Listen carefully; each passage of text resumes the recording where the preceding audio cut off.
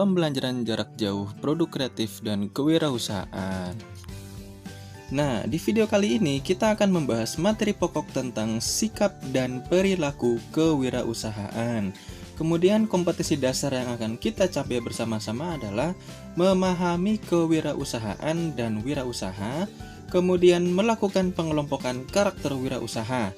Di situ sudah jelas indikator pencapaian kompetensi yang teman-teman akan capai nantinya adalah menjelaskan pengertian kewirausahaan, mengidentifikasi ciri-ciri atau sifat kewirausahaan, dan mengidentifikasi karakteristik kewirausahaan.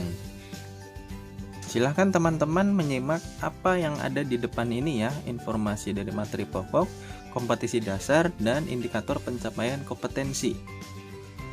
Oke, saya mulai ya. Saya akan tampilkan dua gambar berikut ini. Ya, jelas ya. Ada pedagang sayur, ada karyawan. Siapa yang berwirausaha di gambar ini? Mungkin teman-teman bisa mudah dengan menebak pedagang sayur. Karena wirausaha itu memang yang kita kenal adalah berdagang, berjualan, dia punya produk, kemudian dijual kepada masyarakat. Nah, kemudian untuk karyawan, apakah karyawan itu juga termasuk wirausaha? Bisa iya, bisa juga enggak. Tetapi notabene-nya kalau karyawan itu mereka adalah orang-orang yang bekerja di kantor, bekerja bisa menjadi pegawai, bisa menjadi manajer, bos, dan sebagainya. Intinya dia bekerja di dalam satu perusahaan. Nah, tapi apakah pedagang sayur juga bekerja dalam satu perusahaan? Bisa juga iya, bisa juga tidak. Tapi jelas di sini adalah kalau teman-teman bisa lihat, bisa ditebak secara mudah yang mana wirausaha, yang adalah pedagang sayur ya, karena notabene wirausaha yang tadi adalah berjualan atau berdagang. Saya akan lanjut ke gambar berikut ini. Nah, silahkan disimak. Nah, di sini ada karyawan dan juga ada seniman. Kita berbicara seniman itu bisa dia sebagai pelukis, penyanyi, pemain band, penari, orang teater, drama, atau juga mereka yang acting dalam perfilman dan sebagainya ya. Banyak itu, kita bisa katakan mereka adalah seniman. Siapa yang berlaku sebagai wirausaha? Nah, teman-teman bisa menebak atau bisa menjawab. Oke, sebenarnya seniman itu juga termasuk dalam pelaku wirausaha. Loh, Pak, padahal seniman kan dia tidak jelas barangnya berdagang apa gitu ya, kecuali kalau tadi kita berbicara tukang sayur, ada dagangan sayur-sayuran dan sebagainya. Sedangkan seniman bentuk produk wirausahanya apa ya? Nah, jadi teman-teman gak usah bingung. Semua orang yang berlaku mempunyai produk sendiri kemudian dipasarkan produknya tersebut, dia bisa dikatakan sebagai wirausaha. Sekarang seniman dia mempunyai skill untuk melukis, kemudian lukisannya dijual. Kemudian lagi penyanyi, dia menciptakan lagu dan lagu tersebut dijual, atau juga mereka mengadakan konser. Atau yang lainnya, pemain drama atau aktris, aktor di dunia perfilman, ya, mereka juga termasuk wirausaha. Karena mereka adalah membuat suatu karya, kemudian karya tersebut dipublikasikan, kemudian dijual, dan itu bisa menjadi sumber penghasilan bagi mereka ya. Jadi intinya adalah kewirausahaan itu merupakan suatu kemampuan berpikir kreatif dan berperilaku inovatif yang dijadikan dasar sebagai sumber daya, tenaga penggerak, tujuan, siasat, kiat, dan proses menghadapi tantangan hidup. Nah, ini menurut Suparman. Kemudian kewirausahaan itu juga termasuk penerapan keinovasian dan kreativitas untuk memecahkan masalah serta memanfaatkan berbagai peluang yang dihadapi. Ini menurut Thomas W. Zimmer. Kemudian menurut Peter F. Drucker, yaitu kemampuan menciptakan sesuatu dari yang baru dan berbeda. Di sini saya highlight katanya adalah kreatif, inovatif ya, dan juga menciptakan sesuatu yang baru dan berbeda. Jadi jelas ya, orang yang berlaku wirausaha itu adalah menciptakan sesuatu yang berbeda berdasarkan kreativitas dan inovasi yang mereka miliki. Siapapun itu, apapun produknya, tidak melulu makanan, minuman, kuliner, bisa juga dalam hal seni, bisa juga dalam hal tulisan, blog pribadi, dan banyak aja. Apapun itu bisa menjadi dan siapapun bisa menjadi wirausahawan ya. Mengapa demikian? Karena kewirausahaan itu berasal dari dua kata. Yang pertama adalah wira, kemudian yang kedua adalah usaha. Wira tersendiri itu memiliki arti pahlawan, pejuang, teladan, manusia unggul, berani, berwatak agung, dan gagah. Nah, bisa kita baca satu persatu pahlawan, pejuang, teladan sampai gagah. Berarti orang ini adalah orang yang hidup secara mandiri, tidak bergantung oleh orang lain. Jadi bedanya antara karyawan, karena karyawan itu bekerja tergantung dalam manajemen perusahaan atau pemimpin-pemimpin perusahaan yang ada di dalamnya. Sedangkan kalau wirausaha, dia betul-betul yang mengatur hidupnya sendiri, tidak bergantung pada orang lain. Justru wirausaha itu yang memanajemen orang-orang yang ada di bawahnya ya. Nanti akan saya bahas bedanya manajer dengan pemilik usaha ya. Nah, kemudian kata yang kedua adalah usaha. Usaha itu bisa dibuktikan dengan cara bekerja, berbuat sesuatu, dan yang paling tinggi tingkatannya adalah berbuat amal. Kemudian kalau dua kata ini digabungkan menjadi wirausaha, artinya adalah pejuang atau pahlawan yang melakukan sesuatu. Nah, jadi orang-orang yang berwirausaha itu adalah orang-orang pahlawan. Jadi intinya pahlawan di sini bukan sebagai superhero atau yang menyelamatkan dunia ya, tapi pahlawan untuk yang nantinya ketika bisnis mereka sudah berjalan dan meningkat, mereka akan memperkerjakan orang-orang sehingga orang-orang yang dipekerjakan itu meningkat taraf hidupnya sebagai lapangan pekerjaan ya. Mulia sekali ya sebenarnya itu menjadi seorang wirausaha. Nah, tapi ingat, menjadi wirausaha itu kalau tidak diniat dari hati itu susah-susah gampang.